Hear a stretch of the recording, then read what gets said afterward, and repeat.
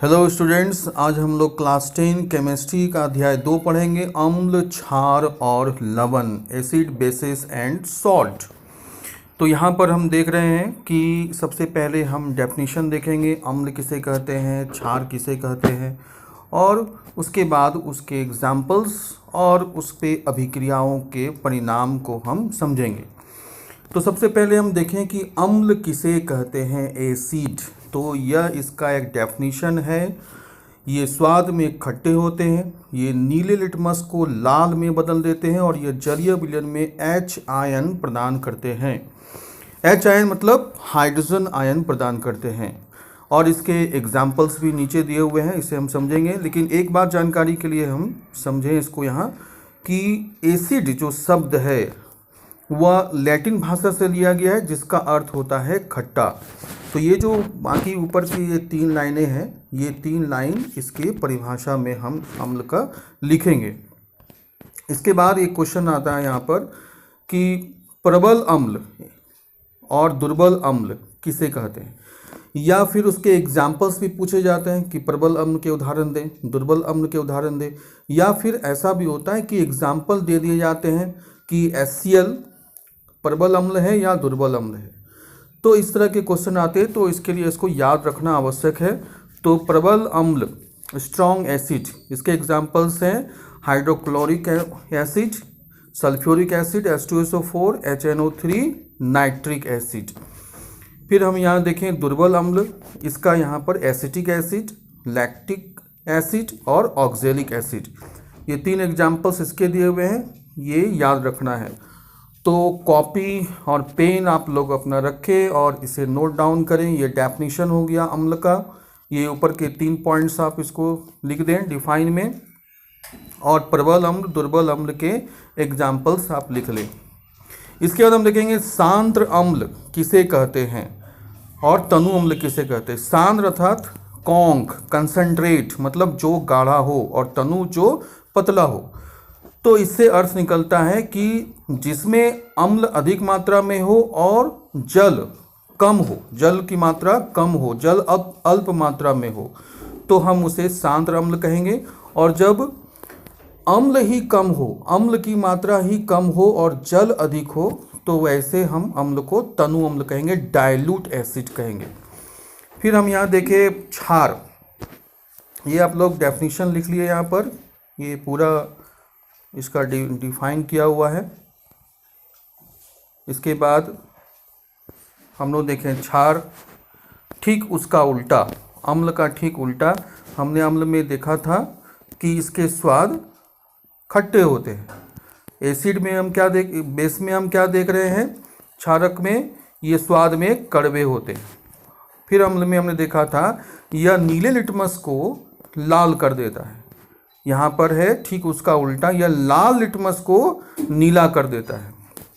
इसके बाद अम्ल में हमने देखा कि यह जलीय विलयन में H+ मतलब हाइड्रोजन आयन देते हैं, और यह जलीय विलयन में OH हाइड्रो ऑक्साइड आयन देते हैं, हाइड्रोक्सिल आयन देते हैं। यहाँ पर इसके फिर एग्जाम्पल हैं, जिस तरह से प्रबल अम्ल के एग्जाम्पल्स थे स्ट्रॉन्ग एसिड के, उसी तरह से यहाँ प्रबल क्षारक स्ट्रॉन्ग बेस के एग्जाम्पल्स दिए हुए हैं और दुर्बल क्षारक के भी एग्जाम्पल्स दिए हुए हैं। तो यहाँ 3 एग्जाम्पल हैं, NaOH sodium hydroxide, KOH potassium hydroxide, CaOH2 calcium hydroxide. दुर्बल क्षारक NH4OH अमोनियम हाइड्रोक्साइड, ये याद रखना है। इसके बाद हम आए क्षार। तो क्षारक और क्षार में बहुत ही मामूली डिफरेंस है।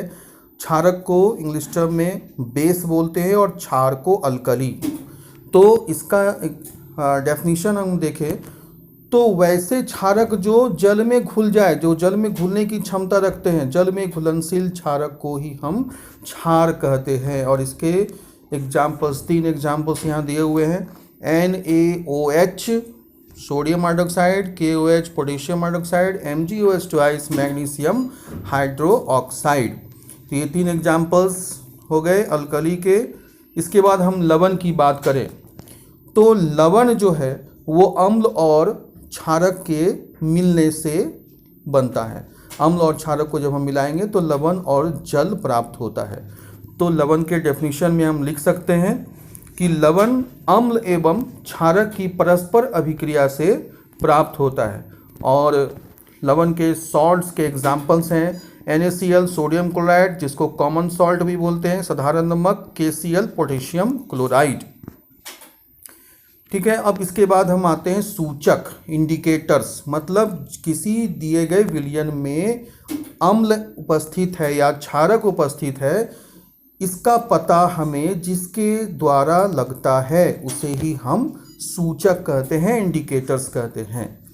मतलब इसको डेफिनेशन हम कैसे लिखेंगे, सूचक किसी दिए गए विलयन में अम्ल या क्षारक की उपस्थिति दर्शाते हैं और इनका रंग या गंध अम्लीय या क्षारक माध्यम में बदल जाता है।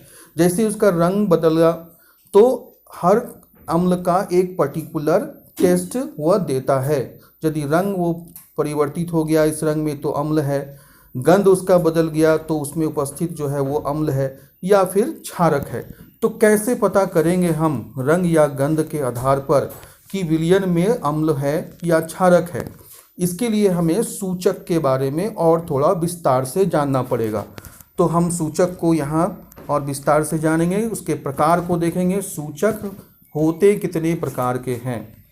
तो एक प्राकृतिक सूचक है, नेचुरल इंडिकेटर। यहाँ पर हम देखें कि ये से प्राकृतिक सूचक कहते क्यों हैं? क्योंकि यह पौधों से डिराइव होते हैं, प्लांट से डिराइव होते हैं, पौधों में पाए जाते हैं। जैसे कि लिटमस, तो लिटमस भी एल्गी और फंगी के जो कॉम्बिनेशन होता है, एक म्यूचुअल रिलेशनशिप जिसको लाइकेन बोलते हैं, उससे प्राप्त होता है।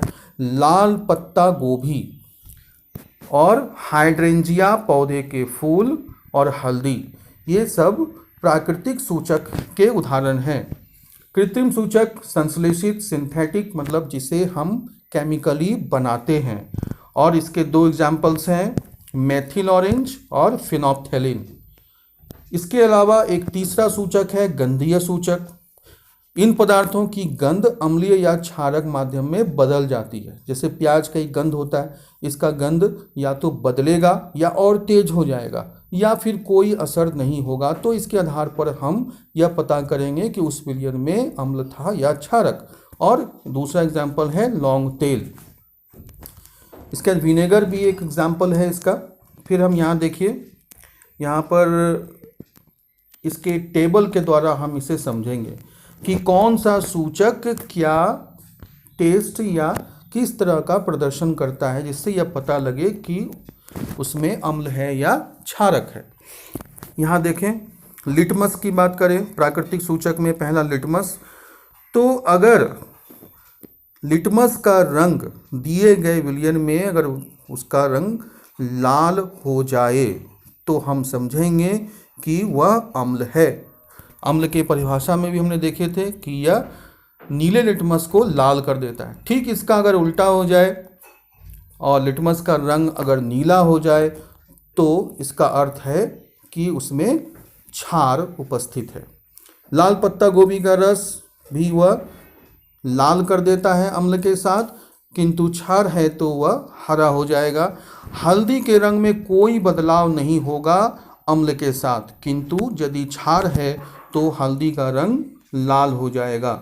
हम लोग एक उदाहरण के द्वारा इसे ऐसे भी समझ सकते हैं कि जब हम हल्दी लगे हुए बर्तन को धोते हैं जब, तो वह जो क्षार होता है, ये जो सोडा होता है, ये डिटर्जेंट होता है, वो एक क्षार है।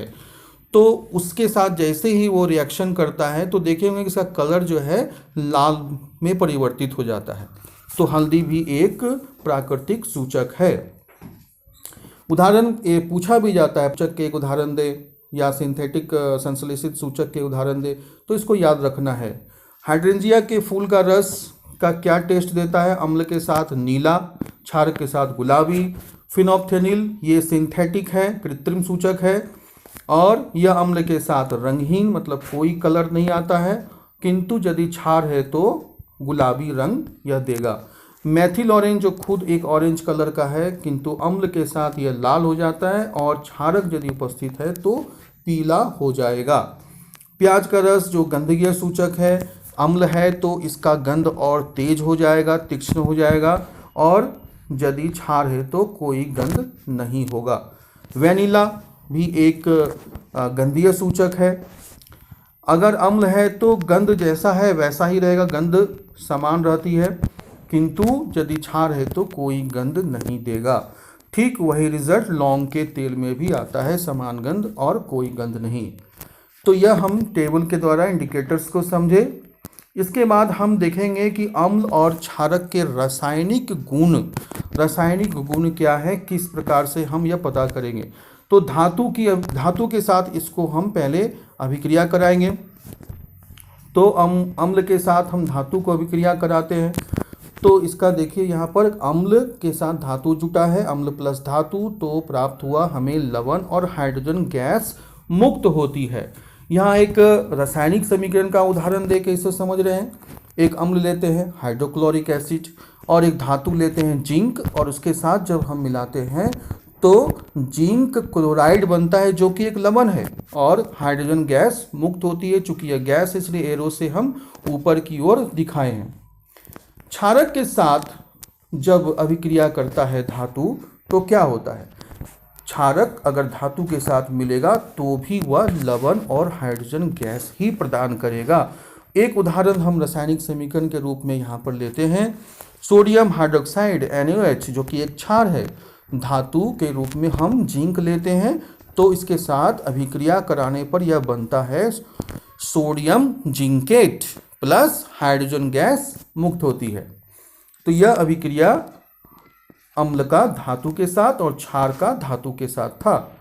इसके बाद एक बहुत इंपॉर्टेंट क्वेश्चन कभी कभी पूछता है, ये पॉप टेस्ट किसे कहते हैं, या कभी कभी यह भी पूछता है कि अगर किसी परख नली में या हाइड्रोजन गैस की उपस्थिति में अगर एक जलती हुई मोमबत्ती को लाई जाए तो किस प्रकार की ध्वनि प्राप्त होती है, या पॉप ध्वनि प्राप्त होती है, तो इसका अर्थ उसमें कौन सी गैस उपस्थित है।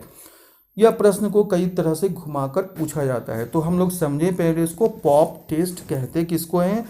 तो इसकी परिभाषा यहाँ पर दी हुई है। हाइड्रोजन गैस से निहित मतलब वैसी परख नली जिसमें हाइड्रोजन गैस है, उसके पास जब एक हम जलती हुई मोमबत्ती को लाते हैं तो एक पॉप की ध्वनि उत्पन्न होती है। इस टेस्ट को ही हाइड्रोजन की उपस्थिति दर्शाती है। मतलब वो पॉप की अगर साउंड आया तो इसका मतलब है कि वह उस परख नली में या उस बर्तन में हाइड्रोजन गैस था। इसे ही पॉप टेस्ट कहते हैं। इसके बाद आइए आप ये देखिए, इसे धातु कार्बोनेट और धातु बाइकार्बोनेट के साथ अभिक्रिया कराते हैं। जैसे कि हमने अभी अम्ल का धातु के साथ अभिक्रिया किया, तो धातु के साथ अभिक्रिया कराने पे वो क्या दिया, लवण और हाइड्रोजन गैस दिया था। उसी तरह से क्षार का भी हमने जब धातु के साथ अभिक्रिया कराया था तो भी वह क्या प्रदान किया था, लवण और हाइड्रोजन गैस। अब यहाँ पर हम देखते हैं धातु कार्बोनेट तथा धातु बाइकार्बोनेट की के साथ अभिक्रिया। अगर हम एक अम्ल लेते हैं उसके साथ हम धातु कार्बोनेट को रिएक्शन कराते हैं तो हमें क्या प्राप्त होगा, लवण और कार्बन डाइऑक्साइड और जल। ये अंतर है। अगर यहाँ पर धातु कार्बोनेट के जगह पर केवल धातु होता तो हमें लवण और हाइड्रोजन गैस मिलता। चूंकि यहाँ पर धातु कार्बोनेट है तो हमें प्राप्त हुआ लवण, कार्बन डाइऑक्साइड और जल। एक रासायनिक समीकरण का एग्जाम्पल्स के द्वारा हम यहाँ देखें कि अम्ल के रूप में हमने लिया हाइड्रोक्लोरिक एसिड, धातु कार्बोनेट के रूप में हमने लिया Na2CO3। तो क्या बना यहाँ पर, सोडियम क्लोराइड NaCl जो कि एक लवण है, कार्बन डाइऑक्साइड CO2 एक गैस है, इसके बाद H2O। तो यह अभिक्रिया। एक दूसरा उदाहरण हम फिर इसको देखते हैं। अम्ल के साथ धातु का बाइकार्बोनेट हम लाते हैं। यहाँ पे हमने कार्बोनेट लाया था, यहाँ बाइकार्बोनेट लाते हैं, मतलब यहाँ पर सोडियम बाइकार्बोनेट है। अम्ल के रूप में हमने लिया HCl, यहाँ पर धातु बाइकार्बोनेट लिया, सोडियम बाइकार्बोनेट, इसके साथ अभिक्रिया कराते हैं तो हमें क्या प्राप्त हुआ, सेम रिजल्ट। एक लवण मिला, कार्बन डाइऑक्साइड मिला और जल मिला। अब यहाँ पर क्षार के साथ अगर हम अभिक्रिया कराते हैं किसी भी धातु कार्बोनेट या धातु बाइकार्बोनेट तो कोई अभिक्रिया नहीं होती है। क्षार के साथ ये कार्बोनेट और बाइकार्बोनेट का अभिक्रिया नहीं होता है, ये याद रखना है। अब एक चूने का पानी का टेस्ट है, जैसे पॉप टेस्ट था उसी तरह से चूने का पानी का टेस्ट, ये भी एक प्रदर्शित करता है कि उसमें कार्बन डाइऑक्साइड गैस है। मतलब कार्बन डाइऑक्साइड की उपस्थिति के लिए यह टेस्ट किया जाता है। यदि हम चूने के पानी से उस गैस को प्रवाहित कहें, जिसके बाद उस वह चूने का पानी अगर दूधिया हो जाता है, तो वह गैस कौन सा है? CO2 अर्थात कार्बन डाइऑक्साइड। ठीक है, यहाँ पर रासायनिक समीकरण के द्वारा इसे समझे। कैल्शियम हाइड्रोक्साइड लेते हैं, चूना पानी प्लस CO2 गैस उसमें हमने प्रवाहित किया, तो हमें एक सफ़ेद अवक्षेप वाइट प्रेसिपिटेट हमें प्राप्त होता है कैल्शियम कार्बोनेट का और जल। इसके बाद यदि अधिक मात्रा में CO2 प्रवाहित कर दिया जाए तो ये कैल्शियम कार्बोनेट तो बना ही है, और अगर CO2 का जो है मात्रा कंटिन्यू रहता है उसमें, और हम CO2 की मात्रा अगर हम देते हैं तो यह परिवर्तित हो जाता है कैल्शियम बाइकार्बोनेट में। यहाँ देखिए CaCO3 जो यहाँ बना था, इसमें H2O तो पहले से ही है, जल प्लस इसमें हमने और CO2 मिला दिया, तो यह चेंज हो गया कैल्शियम बाइकार्बोनेट CaHCO3 में, जो कि जल में घुलनशील है। ये डिफरेंस है। सफ़ेद अवक्षेप प्रेसिपिटेट जो है वो घुलता नहीं है, वो नीचे बैठ जाता है, लेकिन यह जो प्राप्त हुआ यह जल में घुलनशील है, CaHCO3 कैल्शियम बाइकार्बोनेट। इसके बाद हम देखें अम्ल एवं क्षारक की परस्पर अभिक्रिया।